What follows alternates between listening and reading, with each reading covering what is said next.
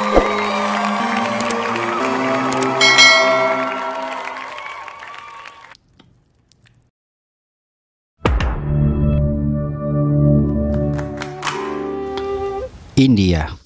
Apa yang kalian bayangkan jika mendengar nama negara ini? Gemerlap Bollywood atau sistem kasta? Film ini bercerita tentang seseorang yang berkasta paling rendah di India yang keluar meraih jalan kesuksesannya dengan menggunakan cara apapun. Yap, dengan cara apapun. Sebelum aku lanjut bahas film yang berdasarkan buku dengan judul yang sama karya Arifin Aditya ini, yuk bantu tekan subscribe dan bunyikan loncengnya agar kalian dapat update cerita film-film keren lainnya. Jika kalian suka dengan konten ini, pencet juga tombol like dan sekalian share video ini ke media sosial kalian agar banyak yang tahu kalau kalian nontonnya film-film keren, bukannya gosip-gosip sensasi murahan. Oke, masuk ke ceritanya ya. Ada seorang supir pribadi yang bernama Balram. Sopir muda ini berasal dari keluarga miskin di daerah terpencil dengan berkasta rendah. Dari kecil kehidupan Balram sangat sulit. Bahkan saking sulitnya, bayangkan saja, untuk makan yang layak saja sulitnya setengah mati. Boro-boro untuk pendidikan. Balram ini sebenarnya anak yang cerdas. Suatu hari pernah ada bapak-bapak yang menawarkan beasiswa untuk dia bersekolah di kota. I will ensure that you get a scholarship to a school far away from here, to our glorious capital, Delhi. Tapi naas bagi dia, rencana itu gagal saat bapaknya tidak mampu membayar pajak kepada tuan tanah. Dia pun terpaksa meninggalkan sekolahnya demi membantu keluarga cara bekerja di kedai kopi sebagai pemecah batu bara. Seketika masa depan Balram pun nampak suram dan tak ada harapan sama sekali. Balram pun terus bekerja di kedai kopi itu sampai dia beranjak dewasa. Namun Balram masih tidak melupakan impiannya untuk menjadi orang yang sukses. Ia mendapat kabar bahwa anak si tuan tanah sudah kembali dari Amerika. Jadi pasti butuh sopir. Maka dari itu dia ingin belajar mengendarai mobil di kota agar nantinya bisa melamar menjadi supir anak si tuan tanah tersebut. Berbekal sedikit uang dan izin neneknya, ia pun akhirnya berangkat. Singkat cerita, Balram pun diterima menjadi supir di keluarga tersebut. Tapi baru supir kedua. Balram pun tak puas hanya menjadi supir cadangan. Ia pun mencari cara untuk menyingkirkan si supir utama. Setelah mengintai beberapa hari, akhirnya Balram mengetahui rahasia si supir utama. Dan ia mengancam supir itu untuk mundurkan diri, atau rahasianya akan dibongkar pada tuan tanah. Rencananya pun berhasil. Supir yang ketakutan itu akhirnya mengundurkan diri dan Balram pun naik pangkat jadi supir utama. Mantap! Balram pun memulai tugasnya sebagai supir anak tuan tanah tersebut yang bernama Ashok dan istrinya yang bernama Pinky. Menjadi supir Ashok dan Pinky, kehidupan Balram tidak banyak berubah. Mungkin gajinya memang naik sedikit, tapi ia masih ditempatkan di kamar yang sumpek dan jorok.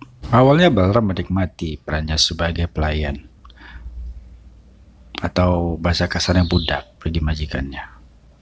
Ashok dan Pinky pun tidak buruk sebagai majikan. Mereka tidak kejam dan lumayan cukup baik kepada Balram. Hingga pada suatu malam yang akan merubah mindset Balram dari seorang budak menjadi seorang yang merdeka. Merdeka untuk melakukan apapun demi meraih kejayaan hidupnya. Hari itu adalah ulang tahun Pinky. Malamnya Ashok mengajak Pinky untuk merayakan di klub malam. Seperti biasa, Balram yang menyupiri mereka. Setelah berpesta hingga dini hari, Pinky yang dalam keadaan mabuk memaksa Balram untuk menyerahkan kunci mobil. Ia berniat untuk mengendarai mobil malam itu. Mengetahui kondisi Pinky yang dalam keadaan mabuk berat, tentu saja Balram menolak. Namun karena dipaksa Ashok, Balram akhirnya terpaksa menuruti keinginan majikannya. Namanya juga pembokat, ya kan? Mereka pun akhirnya berkendara bertiga dengan Balram duduk di tengah, Pinky di kursi supir, dan Ashok di sebelahnya. Akibat di bawah pengaruh alkohol, Pinky yang dalam keadaan mabuk berat menyetir dengan cara ugal-ugalan. Dan akhirnya nasib naas itu pun datang. Tak disangka-sangka malam itu mobil mereka menabrak seorang anak jalanan yang tiba-tiba menabrak. Pinky dan Ashok pun panik bukan kepalang. Balram langsung berpikir cepat. Pinky dan Ashok disuruh tenang dan pindah ke kursi tengah. Dengan pikiran kalut, mereka memutuskan untuk meninggalkan anak jalanan itu sekarat terbaring di tengah jalan. Sesampainya di rumah, Balram langsung membersihkan mobil yang ada noda darah di bemper. Ashok yang masih merasa bersalah mendekati Balram. Melihat muka panik majikannya, Balram berusaha untuk meyakinkan Ashok bahwa semuanya akan baik-baik saja. Wah, sepertinya Balram memang karyawannya teladan ya. Ashok pun merasa senang karena sudah merasa berguna bagi bosnya. Namun ceritanya berubah pada keesokan hari. Balram dipanggil oleh majikannya. Rupanya sudah ada ayah dan abangnya Ashok serta seorang pengacara di sana. Rupanya alasan Balram dipanggil oleh majikannya adalah disuruh menandatangani surat pengakuan bahwa dialah yang menabrak pada malam kejadian itu. Balram tidak bisa berbuat apa-apa. Dia tidak bisa menolak. Toh dia hanya seorang pelayan. Selama beberapa hari Balram merasa tidak tenang dan selalu dilanda ketakutan. Ia sadar bahwa ia telah dijadikan kambing hitam atas kejadian yang tidak dilakukannya. Momen inilah yang menjadi titik balik Balram sebagai manusia. Menjadi orang miskin, orang India dengan kasta rendah, selamanya akan membuat dirinya menjadi korban dari kelakuan jahat para majikan. Ia sadar bahwa ia harus berubah. Ia harus menghilangkan jiwa budak yang terlanjur menempel di badannya. Beberapa hari kemudian, Balram dapat kabar bahwa insiden tabrak lari itu sudah selesai. Dikarenakan tidak ada orang yang melaporkan kejadian itu ke polisi, Balram pun akhirnya merasa aman. Bagaimanapun, ia yang akan dipenjara jika polisi menyelidiki insiden tersebut. Pinky yang masih merasa bersalah akhirnya tidak tahan lagi. Ia memutuskan untuk meninggalkan Ashok karena ia merasa muak dengan segala kesewenang-wenangan yang dilakukan oleh keluarga Ashok terhadap Balram.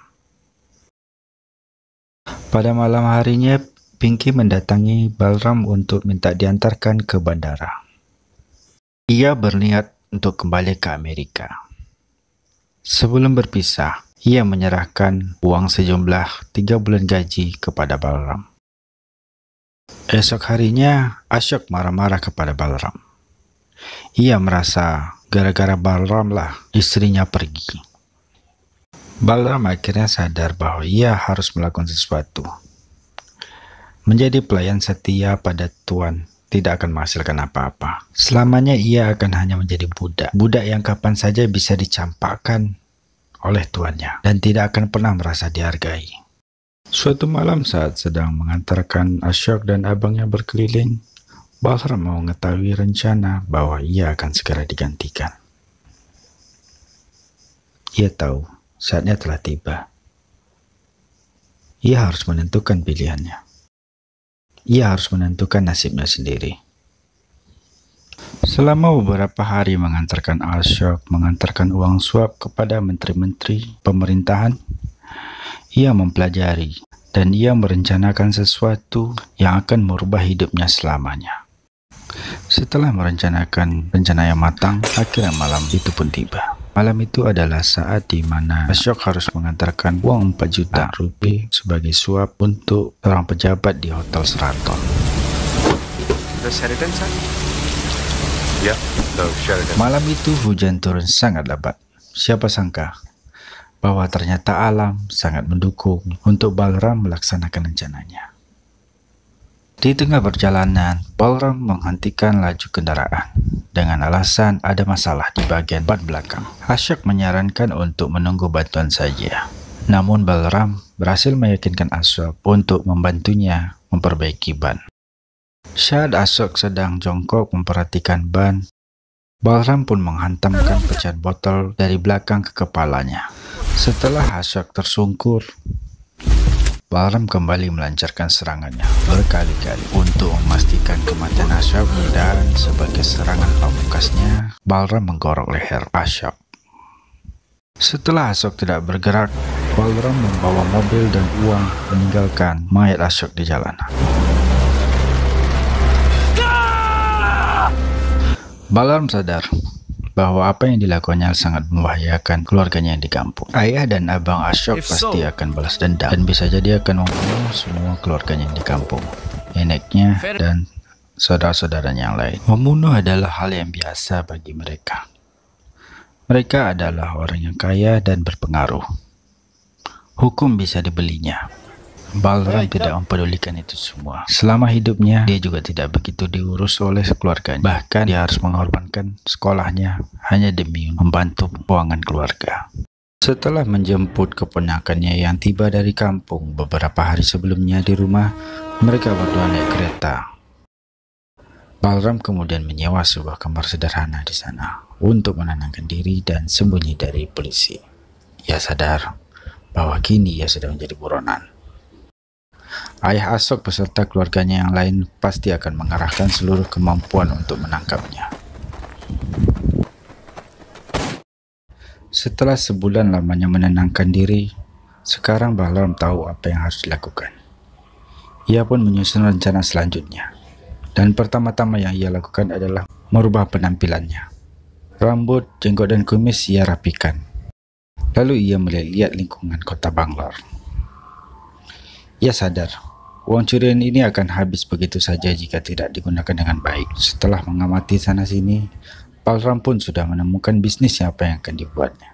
Ia memutuskan untuk membuka perusahaan taksi. Tapi ada satu kendala, yaitu ia harus menyingkirkan pesaingnya. Dengan membawa uang satu tas, ia menemui inspektur polisi daerah setempat. Polisi tentu sudah paham. Ia kemudian menerima kebaikan Balram.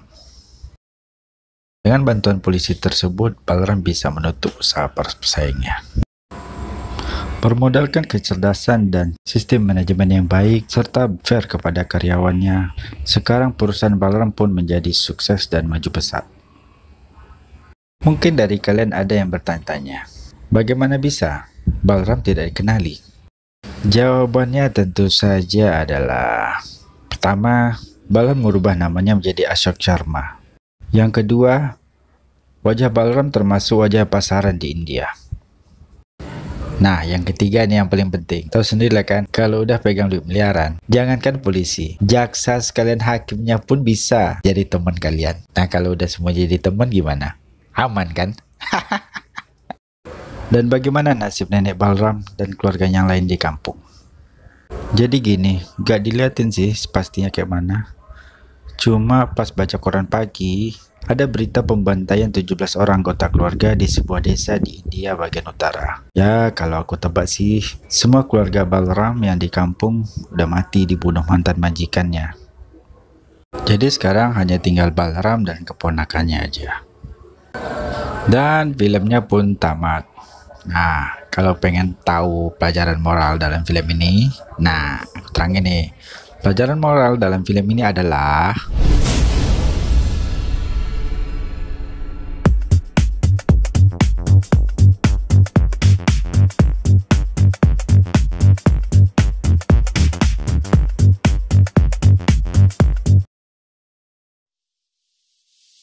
bagi kalian yang nonton sampai menit-menit akhir ini, aku ucapin makasih banget.